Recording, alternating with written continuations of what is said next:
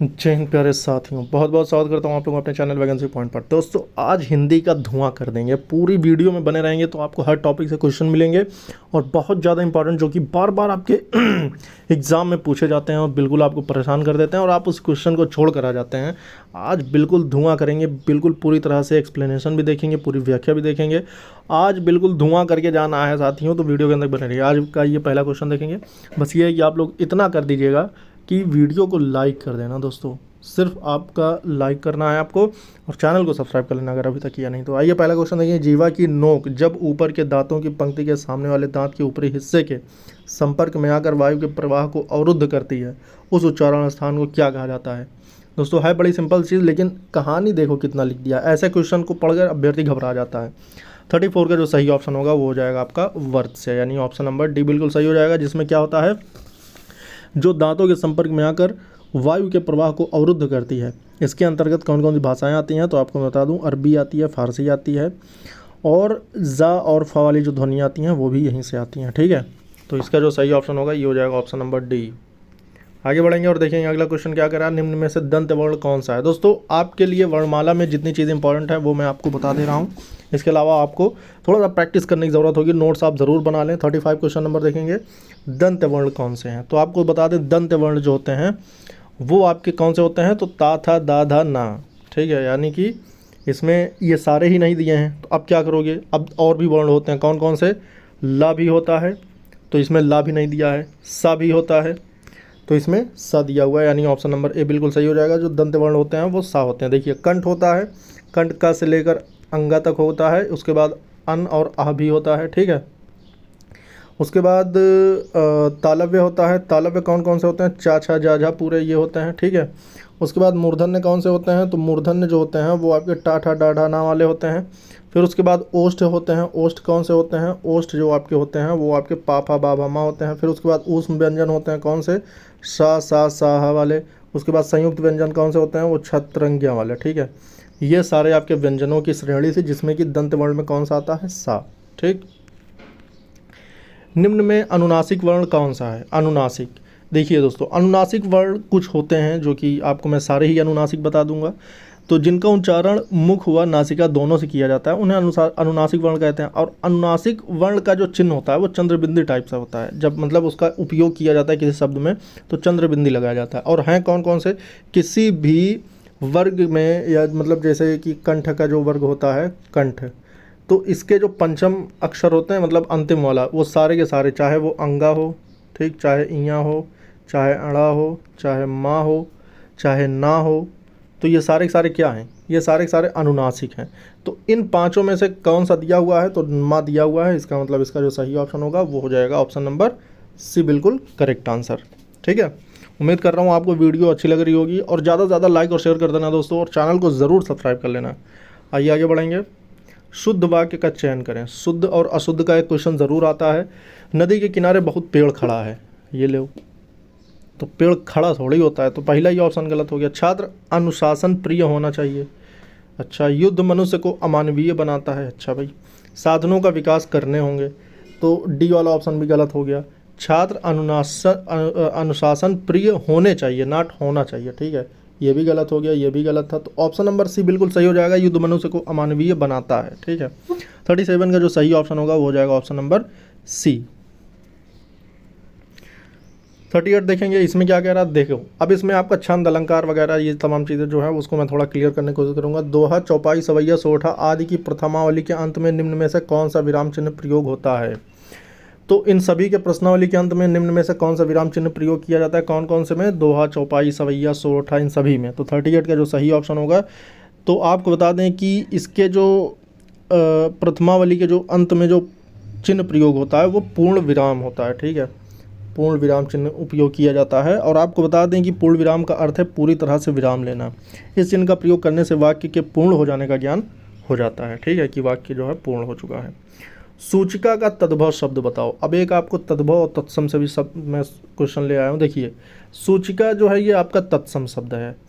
अब आपको बता दें कि जो तद्भव है, तद्भव का मतलब जो संस्कृत से हिंदी में उपयोग हुए, मतलब जो आम भाषा, या कह सकते हैं आम भाषा में तो देशा जा जाएगा, लेकिन फिलहाल कहेंगे जो हिंदी में उपयोग किए जाते हैं वो आपके तद्भव कहलाते हैं। तो सूचिका का जो तद्भव होगा, जो तत्सम शब्द था, जो पहले संस्कृत भाषा का ज़्यादा प्रचलन था, तब तद्भव उतना नहीं बोला जाता था, धीरे धीरे तद्भव कन्वर्ट हुआ है, ठीक है। मतलब जो तत्सम शब्द होते थे उनसे तद्भव को प्रचलित किया गया है। तो जो सूचिका थी, सुई को कहते थे, पहले सुई नहीं कहा जाता था, सुई तो आज की भाषा में कहा जा रहा है, लेकिन पहले इसे सूचिका कहा जाता था, ठीक है। अक्षी का तद्भव, अक्षी क्या है, ये तत्सम रूप है। जब छ आ जाए, पेट चिरुआ वाला मात्रा आ जाए, ये तमाम चीज़ें आती हैं, उसके बाद ये सब मतलब हैं कुछ पहचान इसकी। तो उन पहचानों को अगर आप समझते हैं तो फिर आप कर लेंगे। वैसे फ़िलहाल तो मैं आपको बता दूं 39 में 40 में जो अक्षी है, अक्षी को तद्भव में अगर देखेंगे तो आँख कहते हैं, आँख को जो तत्सम में अक्षी कहते हैं, ठीक। अब आपको बता दें कि आँख जो है शरीर का एक अंग है जिसे विशेष रूप से देखा जा सकता है, और आपको बता दें कि इसके जो पर्यायवाची होते हैं वो नेत्र हैं, नयन हैं, ठीक है। अंश शब्द का अर्थ है, अगर अंश लिखा है इसका मतलब क्या हुआ, 41 का मतलब ये होता है, देखिए दोस्तों, एक होता है अंश कहा जाता है जो भाग होता है, ठीक। एक अंश होता है जिसे हिस्सा भी कहते हैं, वो अंश होता है। लेकिन जो अंश लिखा है, ये वाला जो शब्द लिखा है, इसका अर्थ कंधा से है, ठीक है। अब आपको बताना है कि इन चारों में विशेषण कौन सा है, मतलब कौन किसी की विशेषता बता रहा है। मोटा, अगर कोई मोटा है तो क्या ये उसकी विशेषता है। मोहन तो कोई नाम है, ये हो नहीं सकता। भारत भी एक नाम है, ये हो नहीं सकता। कमाई अगर किसी की है तो क्या वो उसकी विशेषता बता रही है। तो विशेषता में एक चीज़ बहुत सिंपल सी होती है कि वो किसी ना किसी की, देखिए विशेषण का काम है संज्ञा या सर्वनाम की विशेषता बतलाना। जिस संज्ञा सर्वनाम की विशेषता यह बताता है उसे व्याकरण में विशेष्य कहते हैं। तो कमाई उसकी विशेषता नहीं है, ठीक है। ये जो है ये उसकी विशेषता नहीं है, जबकि विशेषता उसकी क्या है कि वो मोटा है, ठीक, ये उसकी विशेषता है। बुरा, इसका भाववाचक संज्ञा रूप है। तो ये आपको बताना है कि बुरा जो होता है इसका भाववाचक संज्ञा रूप कौन सा है। 43 का जो सही ऑप्शन होगा तो ये हो जाएगा आपका भाववाचक संज्ञा देखना है। तो आपको मैं कुछ चीज़ें बता दूं कि देखिए बुरा जो होता है गुणवाचक विशेषण के रूप में प्रयोग किया जाता है, ठीक है। इससे बनी भाववाचक संज्ञा जो होगी वो हो जाएगी आपकी बुराई, ठीक। आगे बढ़ेंगे। कौन सा समुच्चय बोधक अव्यय नहीं है, तो समुच्चय बोधक जो अव्यय है वो कौन सा नहीं है। 44 का जो सही ऑप्शन होगा ये हो जाएगा डी, आजन। मोहन पुस्तक पढ़ता है, इस वाक्य में पढ़ता है पद का परिचय दीजिए। जो पढ़ता है उसके लिए क्या क्या चीज़ें होंगी। तो मोहन पुस्तक पढ़ता है, 45 का जो सही ऑप्शन होगा ये हो जाएगा। देखिए पहली बात तो ये सकर्मक क्रिया हो जाएगी, पढ़ता है, क्योंकि इसमें कर्म है। उसके बाद ये कर्तृवाच्य होगा क्योंकि इसमें कर्ता भी दिया हुआ है। वर्तमान काल होगा क्योंकि पढ़ता है। एक वचन होगा क्योंकि यहाँ पर जो कर्ता है वो एक वचन है। और पुल्लिंग होगा क्योंकि यहाँ पे कर्ता भी पुल्लिंग है। तो पहला ही ऑप्शन बिल्कुल सही हो जाएगा, और ज़्यादा देखने की ज़रूरत ही नहीं पड़े। तो 45 का ए वाला बिल्कुल सही हो जाएगा। ये जो है इसी के अनुरूप ये वाक्य लिखा गया है। थाली शब्द का बहुवचन रूप है, थाली। थाली के लिए बहुवचन क्या है, तो थाली जो होता है इसका अगर हम बहुवचन देखें तो ये हो जाएगा ए ऑप्शन, थालियाँ। राजा भिक्षुक को दान देता है, वाक्य में कौन सा कारक है। राजा भिक्षुक को दान देता है, इसमें कौन सा कारक होगा। तो देखिए भिक्षुक को दान देता है, यहाँ पर ये जो कारक चिन्ह है इससे आप देखें कि 47। देखिए मैं आपको बता रहा हूँ कि कितने कारक हैं और उनके कौन कौन से चिन्ह हैं, ये बहुत ज़्यादा इंपॉर्टेंट है इसका। लेकिन देख लेते हैं, तो इसमें जो है संप्रदान कारक आएगा, ठीक है, क्योंकि जो इसमें कारक चिन्ह उपयोग किया गया है वो संप्रदान का है, लेकिन कर्म का भी होता है, ठीक है। को किसके लिए उपयोग किया जाता है, तो देखिए संप्रदान के लिए किया जाता है। और आपको बता दें कि ये कर्म के लिए भी उपयोग किया जाता है, लेकिन यहाँ पर राजा जो है भिक्षुक को दान दे रहा है तो इसलिए यहाँ पर संप्रदान कारक आएगा। देखिए टोटल कितने कारक हैं, टोटल हैं 8, ठीक। पहला है कर्ता, जो कर्ता कारक होता है इसके लिए विभक्ति जो यूज़ होती है वो ने यूज़ होती है। कर्म के लिए क्या यूज़ होती है, को यूज़ होती है, ठीक। उसके बाद करण आता है, करण में क्या होता है, से या के द्वारा,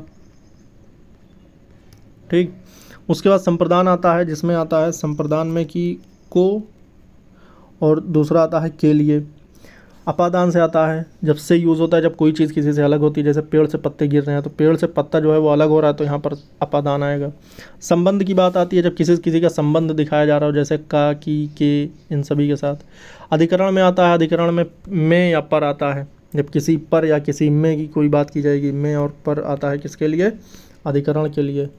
अधिकरण भी बहुत पूछता है। उसके बाद आता है जो अंतिम है वो है आपका संबोधन, जिसके लिए विस्मय सूचक चिन्ह लगा होता है, उसको क्या कहते हैं? संबोधन। संबोधन में ये चीज़ ध्यान देना कि इसमें विस्मय सूचक जो चिन्ह होता है वो ये वाला, जैसे हे राम या ओ मैं तो बर्बाद हो गया, अरे ये क्या हो गया, ये सभी के लिए संबोधन कारक उपयोग किया जाता है। ठीक है, उम्मीद करता हूँ ये बिल्कुल आपके कॉन्सेप्ट क्लियर हो रहे होंगे। बस चैनल को आप लोग सब्सक्राइब ज़रूर कर लेना और वीडियो लाइक कर देना दोस्तों। बच्चे बस से पाठशाला जाते हैं, अब इसमें देखिए से यूज़ हुआ है, अब इसीलिए ये क्वेश्चन है क्योंकि आपका एक बार और क्लियर हो जाए। जब इसमें से यूज़ हो रहा है किसके लिए? बस से पाठशाला जाने का काम हो रहा है, तो 48 का जो सही ऑप्शन हो जाएगा ये हो जाएगा आपका करण। करण में क्या होता है? से या के द्वारा, या तो ये बस से जा रहा है या बस के द्वारा जा रहा है। ठीक है, तो ये करण कारक हो जाएगा। विशुद्ध में उपसर्ग बताएं, उपसर्ग की बात हो रही है तो 49 का जो सही ऑप्शन होगा ये हो जाएगा आपका ए। इसमें जो उपसर्ग लगा है वो वी लगा है, शुद्ध में वी लगा दिया, विशुद्ध हो गया। बहुत सही ये वाला क्वेश्चन है और ये मुहावरा जो है बहुत ज़्यादा पूछा जाता है दोस्तों, तभी ये लिया गया है। आप लोग समझ लें कि ये जितने भी क्वेश्चंस हैं ये बहुत ज़्यादा इंपॉर्टेंट है। आए थे हरि भजन को ओटन लगे कपास, हरि भक्ति का मार्ग कठिन होता है, बिल्कुल गलत इसके मुहावरे के अकॉर्डिंग देखा जाए तो। ठीक है, उद्देश्य की प्राप्ति में असफल होना, ये भी गलत। किसी कार्य विशेष की उपेक्षा कर किसी अन्य कार्य में लग जाना, ये बिल्कुल सही होगा, क्योंकि देखो आए थे हरि भजन को, मतलब आए तो थे वो हरि के का भजन करने के लिए, मगर ओटन लगे कपास, मगर वो कुछ और ही करने लगे, तो किसी विशेष कार्य की उपेक्षा कर किसी अन्य कार्य में लग जाना ही इस मुहावरे का सही अर्थ है। ठीक है, जो खाना मुफ्त में मिला हो उसे क्या कहा जाता है? 51 का जो बिल्कुल सही ऑप्शन होगा ये हो जाएगा। देखिए जो खाना मुफ्त में मिलता है उसे क्या कहते हैं? उसे कहते हैं लंगर। उसके बाद अन्न रखने की जो जगह होती है उसे भंडार कहते हैं। उसके बाद भोजन की एक समय की नियत मात्रा जो होती है वो आपकी खुराक कहलाती है, और पेट भरने के लिए खाया जाने वाला पदार्थ जो होता है वो भोजन कहलाता है। तो बिल्कुल सही, जो मुफ्त में खाना मिलता है उसे लंगर कहते हैं। और लंगर क्या होता है? जो प्रसाद या लंगर ये कह सकते हैं, जो गुरुद्वारे, मंदिर, मस्जिद जहाँ पर भी ये चीज़ें बढ़ती हैं उसे लंगर कहा जाता है। निम्नलिखित शब्द में संधि के उचित विकल्प को चयन करें। अत्याचार। अब इसमें आपका देखना है कि संधि विच्छेद जो हुआ है वो क्या होगा। तो संधि विच्छेद का जो अत्याचार का जो संधि विच्छेद होता है वो होता है अति धन आचार। 52 का जो बिल्कुल सही होगा ये हो जाएगा ऑप्शन नंबर सी, अति धन आचार। समाजोत्थान शब्द का संधि विच्छेद, समाज धन उत्थान, यानी 53 में अगर देखेंगे तो 53 का जो बिल्कुल सही होगा वो हो जाएगा ए ऑप्शन। संधि अभी क्लियर हो गई। अच्छा, ये समाज और उत्थान में आगे बढ़ेंगे। निम्नलिखित पंक्तियों में प्रयुक्त रस के सही भेद।